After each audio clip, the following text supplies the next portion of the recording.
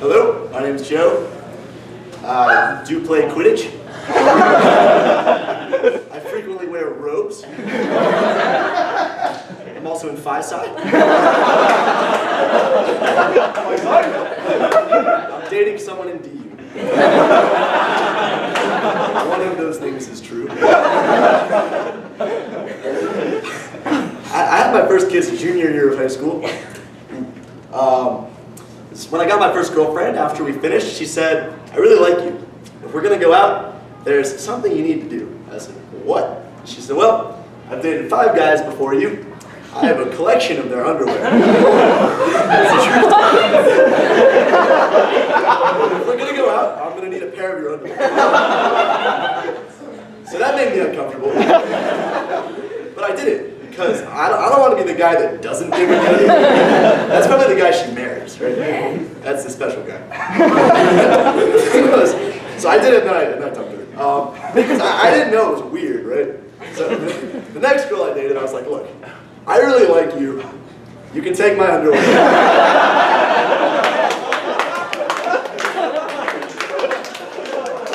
I'll take my underwear, just don't take the plaid ones. I like those ones.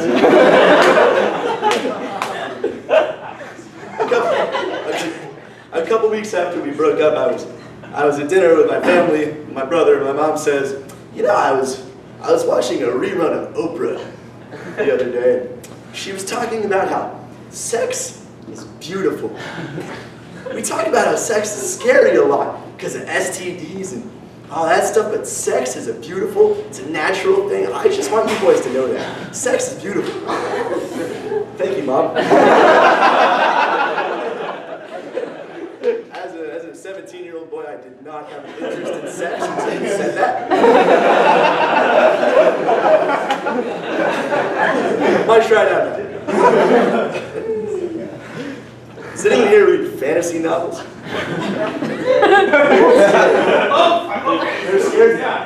Yeah. This is not going to go well. Fantasy novels, reading just, in general, sorry. It sucks when you're reading a book and you get to the end and you realize the whole fucking thing was just a metaphor for the story of Harry Potter. Like the old man in the sea, right? You guys read that book? It's like this old guy, right? It's something about sacrifice and fish, and I was like, wow, this is just like Harry Potter. Sacrificing himself in the forbidden forest. Spoilers, I'm sorry. I was reading the Bible. I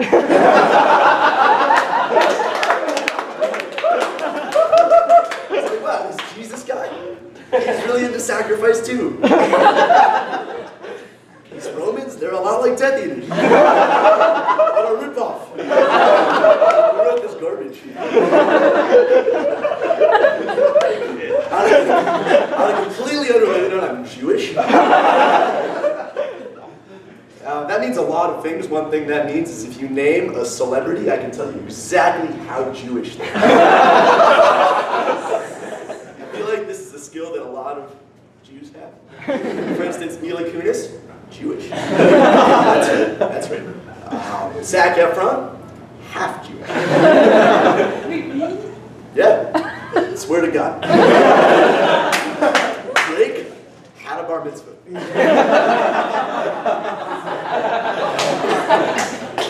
Beyonce is not Jewish. One time she went to a Passover Seder. She tried the gefilte fish.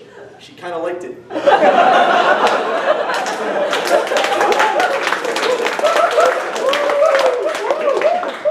Sometimes I worry about what kind of old person I'm going to be when I get old. You guys worry about that? Like, am I going to be the grumpy old people or like one of the happy old people? I realize it's not a binary, it's a spectrum. I think it's weird that there's people that way. I think one of the key differences between the grumpy old people and the happy old people is Halloween. It's like, how do they respond to trick or treating? Right, some old people are just doors shut, lights off. Some people doors open. Oh, come in. You're dressed up like someone that uses social media. That's terrifying. And that's a candy. And then there's the in-between people that just leave out a bowl that says take one. Most people take 2 or 3. There's that one asshole kid that takes like 10. There's no punchline, that's just an observation. I freaking love Halloween, guys. My dad's an engineer, so like growing up, all my costumes were like huge, moving parts. One year, giant cardboard Pac-Man. One year, giant cardboard clam. I really wanted to be a clam. One year, skeleton. We made it completely anatomically correct. He would quiz me on the bones, so I would memorize the name and the placement of all the bones. I have trouble functioning in society.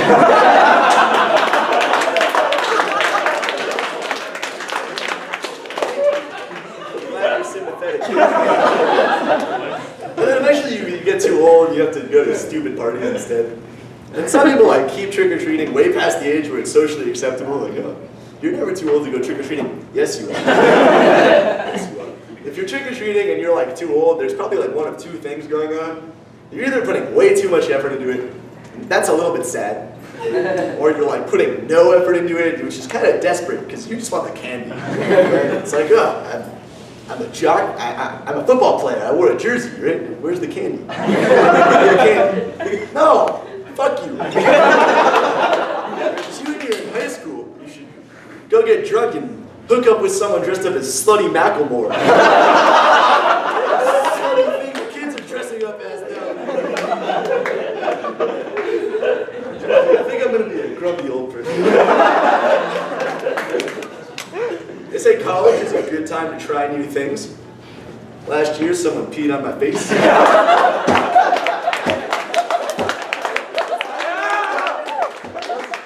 wasn't voluntary.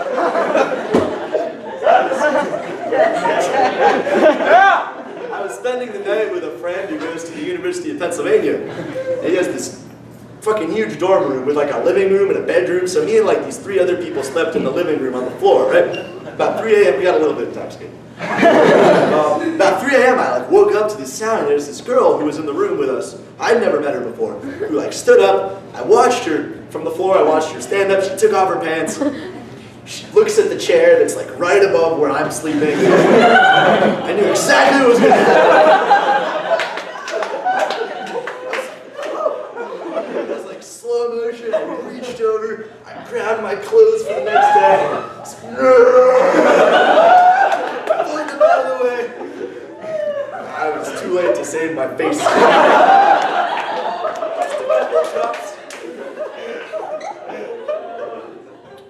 After that happened, I somehow like did not lose it. I was like, all right, we're gonna put your clothes back on, and then we're gonna find your room key and we're gonna take you back to your room. She lived on the floor. I don't know why she wasn't in her room, you know. And she looked at me and she said, I don't know where my key is. Can I have a boyfriend?